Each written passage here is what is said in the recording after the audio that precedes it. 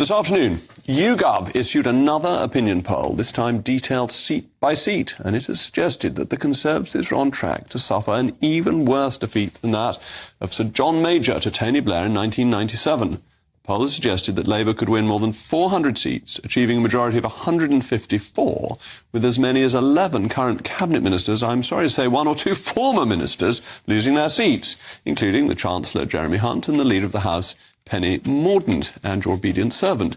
Is there anything that could be done to turn this round? Is it too late to cut taxes, roll back green policies and reform regulations to unleash Britain's animal spirits? Well, I'm joined now by GB News' Deputy Political Editor, Tom Harwood, and my panel, former Home Office Special Advisor Claire Pearsall and the political commentator Kai Wilshaw.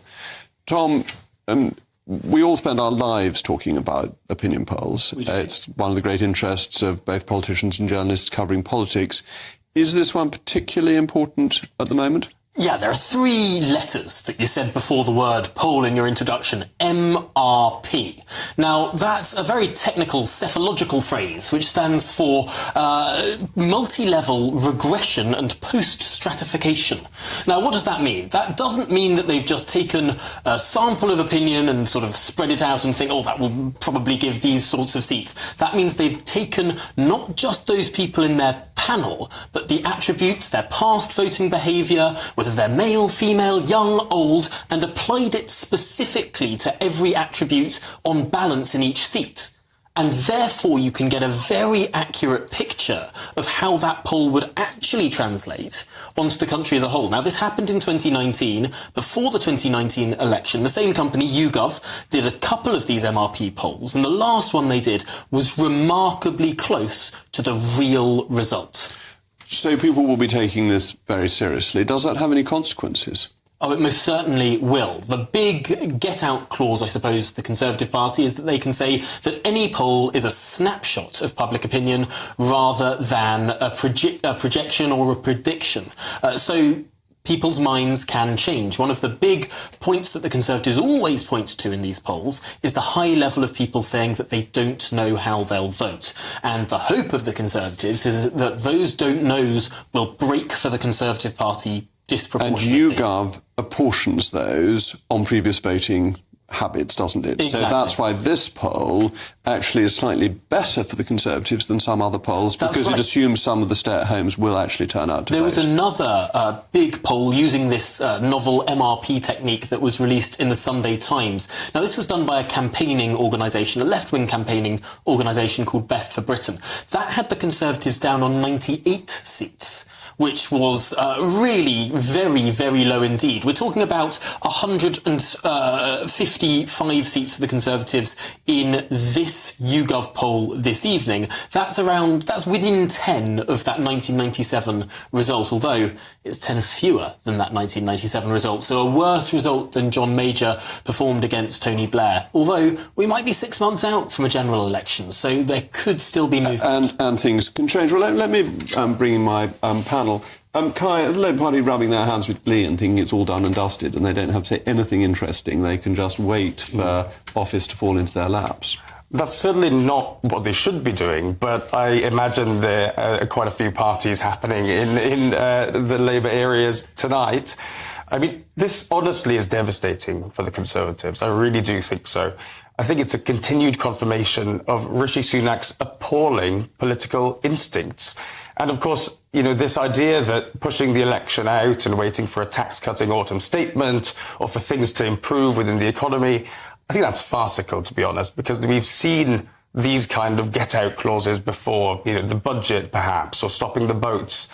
These simply haven't worked. And so I think that is not going to be working, but also this idea that a new Prime Minister, a new leader might help staunch the bleeding, I think that's also for the birds. So, well, that allows me to say that I'm supporting the Prime Minister, but Claire, do you think that is an option for Conservative MPs? Do you think they suddenly spend the Easter recess writing letters to Sir Graham Brady, or is that utter madness? Well, it's utter madness. It won't stop some of your colleagues from doing so, and I can see the attraction of that. When you see polls like this, it does send shivers down the spine slightly, and people will be worried. However, we've been round this block before. We've had 3 different prime ministers.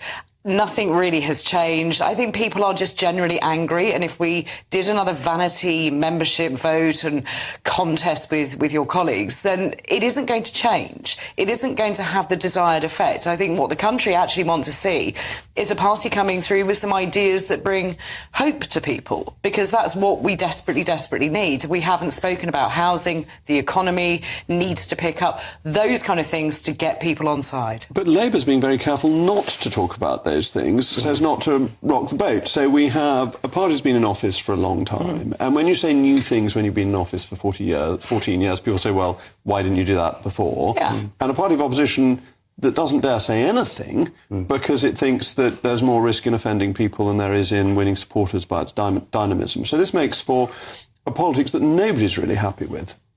But I think the problem is that the opposition can afford to sit there and say nothing. At the moment, they just let the Conservative Party deal with it. And I actually think these poll results is a bit of a double-edged sword for Labour, because it can lead to a slightly laissez-faire attitude if they consistently see that they're ahead in the polls. And they'll start to take their foot off the gas, they'll start to make mistakes, which is where the Conservative Party need to be regrouping, rethinking and coming up with a coherent plan. And is there any hope in the poll for the Conservatives? Any sign that there might be life yet in the old dog? It's an old dog that's lasted a few hundred years. Monday marked the 32nd anniversary of something known as the Sheffield Rally. Now, this was the moment days before the 1992 general election when Neil Kinnock took to a stage in Sheffield adorned with flags and glitz, glamour, celebrities even endorsing the Labour Party. At this point, he was double digits ahead in the polls over John Major. And it was almost seen as a victory party before the victory. What happened after that moment of hubris from the Labour Party? A concentration of minds amongst the electorate and a decision that actually perhaps it's not worth the risk from the electorate. Now, big questions as to whether we're actually at that point or whether people are so fed up with the Conservatives in government that they'll go for Labour. But sometimes there are risks in complacency. Things can go wrong. I remember that evening I was out canvassing, as you might expect, just for an election, and a lady told me there'd been a rally with 20 million people. Turned out it was 20,000. Some things you learn. Anyway, thank you to Tom and to my panel.